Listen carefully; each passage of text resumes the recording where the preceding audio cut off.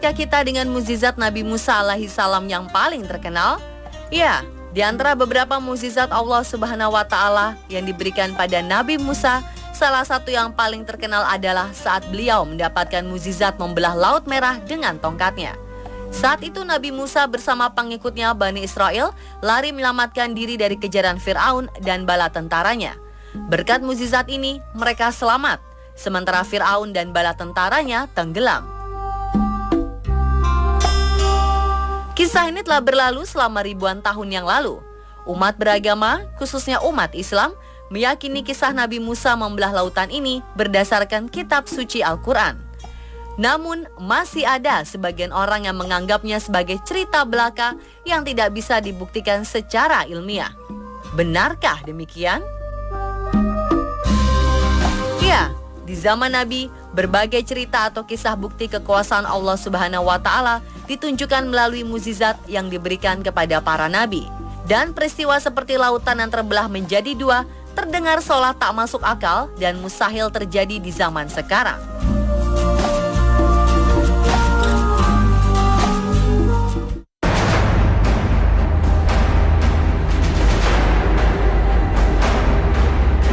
Nyatanya seorang arkeolog menemukan beberapa bukti tentang kisah Nabi Musa alaihi salam membelah lautan.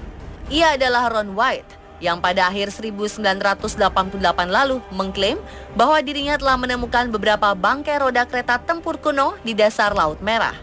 Menurutnya, temuan ini merupakan bangkai kereta tempur Fir'aun yang tenggelam di lautan ketika digunakan untuk mengejar Musa bersama para pengikutnya.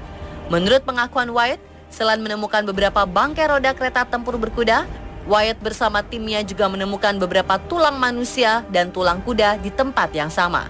Penemuan ini tentunya semakin memperkuat dugaan bahwa sisa-sisa tulang belulang ini merupakan bagian dari kerangka para bala tentara Fir'aun yang tenggelam di Laut Merah. Apalagi dari hasil pengujian yang dilakukan di Stockholm University terhadap beberapa sisa tulang belulang yang berhasil ditemukan, terbukti bahwa struktur dan kandungan beberapa tulang telah berusia sekitar 3.500 tahun. Sedangkan menurut sejarah, kejadian pengejaran ini terjadi dalam kurun waktu yang sama.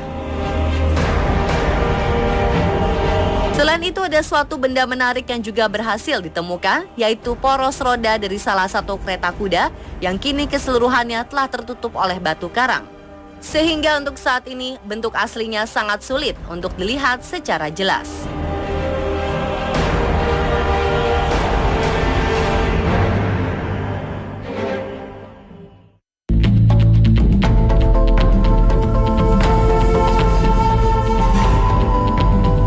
Menurut para ahli, pada bagian peta yang dilingkari warna merah, disinilah lokasi di mana Nabi Musa bersama para kaumnya menyeberangi Laut Merah. Lokasi penyeberangan diperkirakan berada di Teluk Aqaba di Nuweiba, sebuah kawasan kota pantai di tepi timur semenanjung Sinai, Mesir. Kedalaman maksimum perairan di sekitar lokasi penyeberangan adalah 800 meter di sisi ke arah Mesir dan 900 meter di sisi ke arah Arab. Sementara itu, di sisi utara dan selatan lintasan penyeberangan, kedalamannya mencapai 1.500 meter. Kemiringan laut dari Nuweiba ke arah Teluk Aqaba sekitar 1/14 atau 4 derajat.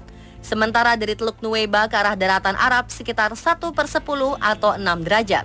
Dengan jarak antara Nuweiba ke Arab sekitar 1.800 meter, lebar lintasan Laut Merah yang terbelah diperkirakan 900 meter.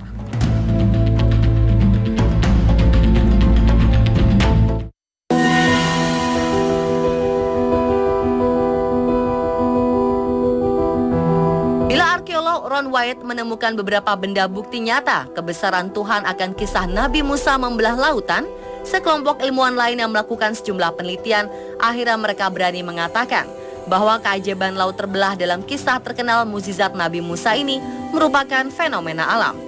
Seperti dilansir Daily Mail, Rabu 22 September 2010, sekelompok ilmuwan dari National Center for Atmospheric Research di Colorado, Amerika Serikat menemukan bahwa air laut yang tersibak itu adalah akibat gerakan angin. Dalam sebuah simulasi komputer yang dilakukan para ahli di Colorado, diketahui bahwa angin timur yang berhembus dengan sangat kuat selama 12 jam dalam semalam bisa menyibak air laut, menciptakan sebuah jalan tanah, sebagaimana digambarkan dalam kisah Eksodus Nabi Musa. Sedikit berbeda dengan deskripsi lokasi di kitab suci, para ilmuwan ini meyakini bahwa lokasi keajaiban bukan di Laut Merah, melainkan di lokasi di dekatnya, yakni delta Sungai Nil, di mana sebuah sungai kuno menyatu dengan laguna. Dari penelitian yang dilakukan, para ilmuwan ini menemukan bahwa angin timur dengan kecepatan 101,3 km per jam yang bertiup dalam waktu 12 jam akan mendorong air, baik di danau maupun aliran air. Proses ini akan menciptakan jalan tanah lumpur sepanjang 3,2 km dan lebar 4,8 km selama 4 jam. Saat kecepatan angin turun, air akan kembali ke posisi awal, mirip fenomena pasang surut. Dalam Journal Public Library of Science 1, para ahli menguraikan bahwa siapapun yang terdampar dalam lumpur ini sesudah angin melemah akan berisiko tenggelam. Ketua tim peneliti ilmuwan bernama Carl Drew mengatakan bahwa membelah lautan dalam kisah Nabi Musa dipandang masuk akal dalam hukum fisika. Ia menjelaskan, membelahnya laut bisa dipahami melalui dinamika fluida. Angin menggerakkan air dengan cara yang sesuai dengan hukum fisika, menciptakan jalan aman dengan dinding air di dua sisi, lalu air itu runtuh dan menenggelamkan jalan. Simulasi komputer juga menunjukkan tanah kering bisa terlihat di dua lokasi terdekat selama badai angin.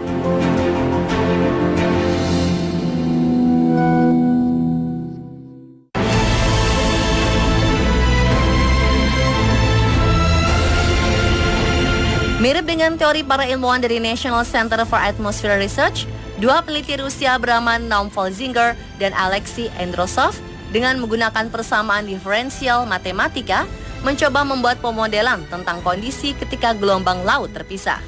Keduanya mendasarkan pemodelan mereka dengan keterangan-keterangan di kitab Old Testament dan Torah, termasuk keterangan bahwa pada saat itu terdapat gugusan karang yang jaraknya dekat dengan permukaan laut. Dalam pemodelan hidrodinamik, diadakan simulasi beberapa kecepatan angin yang diperlukan dan kekuatan badai yang dibutuhkan agar gugusan karang tersebut kering pada saat laut surut. Disimulasikan pula berapa lama gugusan karang akan kering dan kapan air laut akan kembali menutupinya. Hasilnya adalah, jika angin timur bertiup sepanjang malam dengan kecepatan 30 km per detik, maka gugusan karang akan kering. Dengan keadaan ini, untuk menyeberangi 7 km gugusan karang, kaum Bani Israel sebanyak 600.000 orang membutuhkan waktu 4 jam. Kemudian air laut akan kembali menutupi gugusan karang setelah 4,5 jam. Ini berarti selama 4,5 jam gugusan karang masih kering. Kecepatan 30 meter per detik ini berarti 108 km per jam. Dalam skala Beaufort, kecepatan angin 108 km per jam sudah dapat dimasukkan dalam kategori badai yang minimal mencapai skala 10 dengan kecepatan di atas 89 km per jam selama 12 hingga 1.200 jam. Adanya penemuan dari arkeolog dan beberapa ilmuwan yang cukup menggemparkan membuat sebagian orang semakin yakin akan tanda kebesaran Allah Subhanahu wa Ta'ala. Dan ada juga yang berpikir, apakah mukjizat Nabi Musa ini merupakan fenomena alam yang bisa dibuktikan secara ilmiah? Lalu bagaimana kaitannya dengan kisah yang sebenarnya dalam kitab suci Al-Quran? Nantikan kelanjutannya besok malam hanya di On The Spot.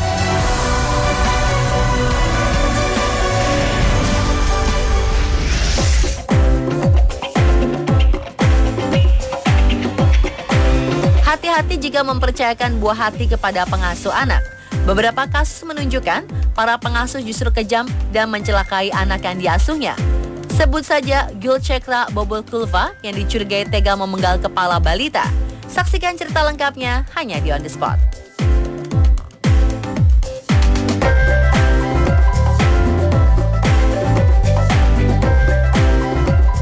Malu sama Allah.